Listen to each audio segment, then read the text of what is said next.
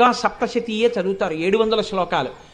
ఈ 700 శ్లోకాలు చదవడం ఎంత గొప్ప విషయమో, మీరు ప్రతిరోజు అమ్మవారి దగ్గరికి వెళ్ళి ఈ శ్లోకాలు చెప్పుకోవడం కూడా అంత అవసరం. ప్రతిరోజు, అందున ప్రత్యేకించి సువాసిని కానీ పురుషుడు కానీ అమ్మవారి దగ్గరికి వెళ్ళి శ్లోకం చెప్పుకోవాలి. సువాసినే కావక్కర్లేదు, ఎవరైనా సరే అమ్మవారి దగ్గర చెప్పుకోవాలి.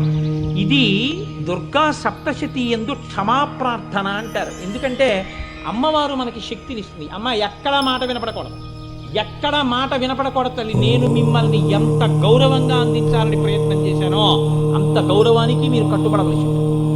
కాబట్టి మనం క్షమార్పణ చెప్పి తీరాలి. ఎందుకనో తెలుసా అండి, శక్తి అంతా ఆవిడిచ్చింది.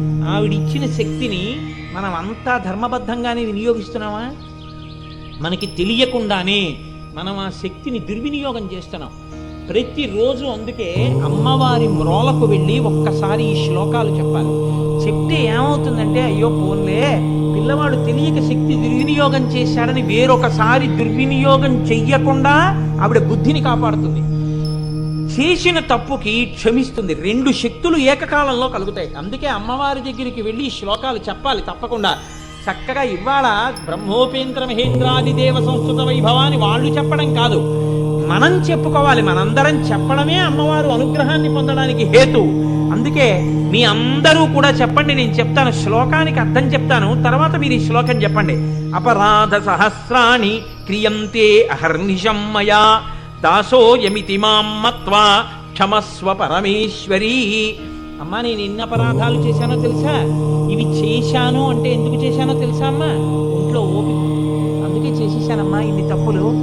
అయితే తల్లి నేను ఇన్ని తప్పులు చేస్తున్నా, ఈ తప్పులు చేస్తున్నానని తెలిసి చేస్తున్నా, తెలియక చేస్తున్నా, ఈ శక్తినిచ్చిన దానం ఎవరో తెలుసా అమ్మా? నువ్వే. కానీ అమ్మా నువ్వు ఇచ్చిన శక్తిని దుర్వినియోగం చేశాను కాబట్టి తల్లి క్షమించమని అడుగుతున్నాను. క్షమించమని అడగడంతో పాటు ఇక నేను అలా దుర్వినియోగం చేయకుండా నన్ను మంచిగా తీర్చిదిద్దు తల్లివి కనుక. కాబట్టి ఇప్పుడు చెప్పండి, అపరాధ సహస్రాణి క్రియంతే అహర్నిశం మయా దాసోయమితి మాం మత్వా క్షమస్వ పరమేశ్వరీ. అమ్మవారి స్థూల రూపం యథార్థంగా మీరు అలా పైనుంచి కిందకి, కింద నుంచి పైకి ధారణ చేసి తీసుకురావడంలో మనసు ఏకాగ్రతతో నిలబడిపోతే తప్ప రాదు. లేకపోతే ఏమవుతుందంటే ఎక్కడో ఒక అవయవాన్ని దాటి ఎటో వెళ్ళిపోతారు. లేకపోతే చీర ఏ రంగులో ఉండుంటుంది, మళ్ళీ నగలు ఏముండుంటాయి, ఇలా అనుమానాలు వస్తాయి. మనోనేత్రంతో దర్శనం చేస్తేనే మీకు ఆ ధ్యాన సిద్ధి కలుగుతుంది. కాబట్టి మనం ఏమని అడగాలి అంటే, అమ్మా నా అంత నేనుగా ఇలా చూస్తానంటే కుదరదు కదా, అలా కళ్ళు మూసుకుంటే చూడగలిగిన శక్తిని నువ్వే ఇయ్యి.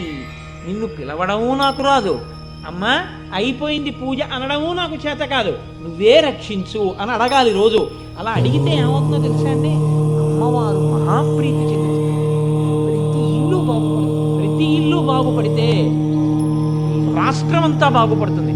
అందరూ బాగుపడితే లోకమంతా బాగుంటుంది. లోకమంతా బాగుండడానికి ఇది తప్ప సాధనం ఇంకొకటి లేదు. అందుకే దుర్గా సప్తశతిలో చెప్తారు ఈ విషయాలు. కాబట్టి ఆవాహనం నజానామి